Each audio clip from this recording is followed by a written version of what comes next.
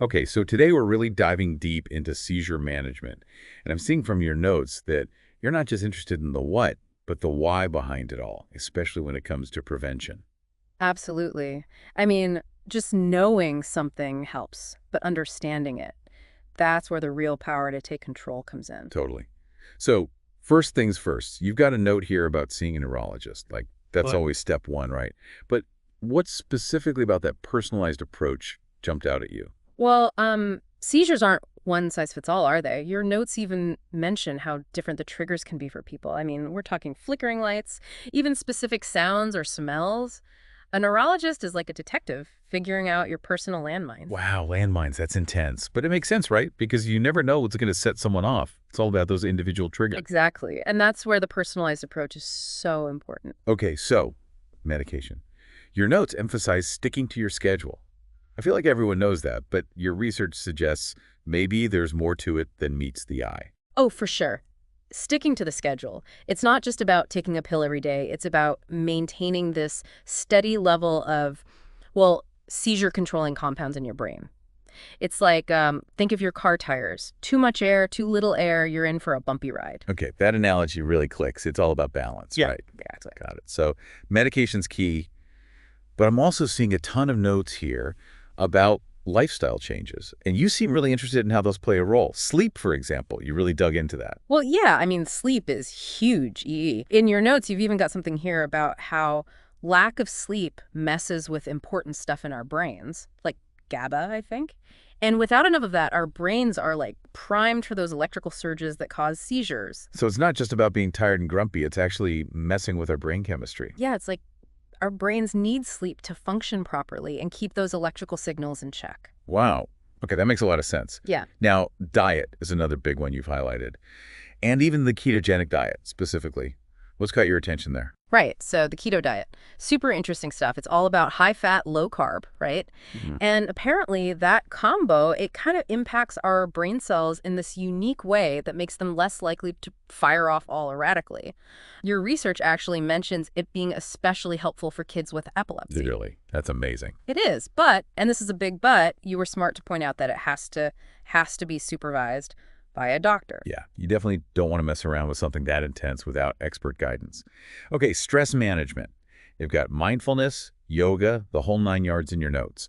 What have you learned about how those actually help reduce seizures? So it seems that chronic stress, like that constant worry and tension, it kicks our fight or flight response into overdrive. And that constant state of high alert, well, it can actually make seizures more likely. But things like mindfulness and yoga, they help to soothe the nervous system, kind of bring your body back down to a more balanced state. It's like hitting the reset button on your stress response. I Mm. like that. And, well, speaking of stress reduction exercise, it's like magic bullet for everything, right? Yeah. But is there actually a direct link to fewer seizures? There is. I mean, not just from the stress management angle either. Regular exercise helps you sleep better, and we already talked about how important that is. So it's like this amazing positive feedback loop. Okay, I love that. See, we're even finding connections between all these different lifestyle changes. But you've also got a list here of things to avoid, and some of them are kind of surprising. Flashing lights and loud noises, for example. What's going on in the brain when those act as triggers? It's about sensory overload. Imagine your brain's trying to process all this information all at once, and it's just too much.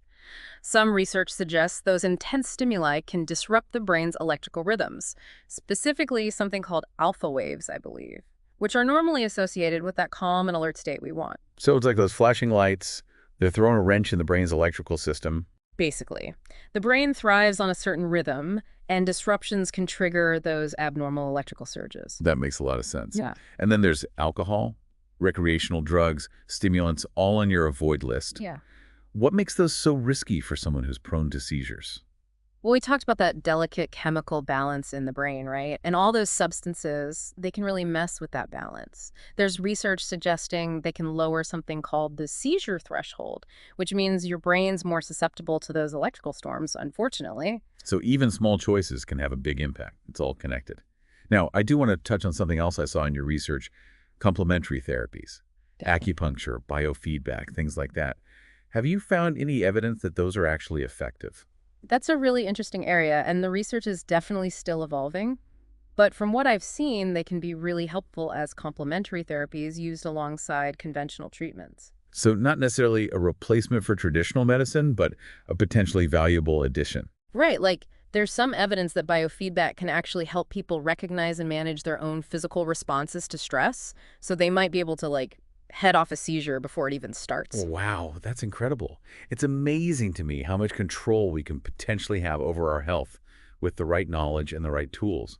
And speaking of tools, you've highlighted regular checkups with a neurologist as being super important. Why are those follow-ups so crucial? Well, because managing seizures isn't a one and done thing, is it? It's an ongoing process. You've got to keep monitoring, keep adjusting. And these regular appointments, they let you and your doctor fine-tune your medication, talk about any new triggers, any lifestyle changes, and just make sure you're staying ahead of things. So it's like having a co-pilot on your health journey, someone who's there to help you navigate and make course corrections along the way. Precisely. And that's what's so great about what you've done here. Your research, it shows real dedication to understanding all the nuances of seizure management. Well, thank you. That means a lot. And that's key. I mean, knowledge is power, right? It lets you advocate for yourself, make informed decisions alongside your healthcare provider. You're already doing amazing. Well, I'm glad you think so. And I hope our listeners feel empowered to do the same. So, to everyone listening, as you continue your own exploration, what questions or aha moments from today's deep dive really stuck with you? Write those down, talk to your doctor, and keep up this amazing proactive approach to your health.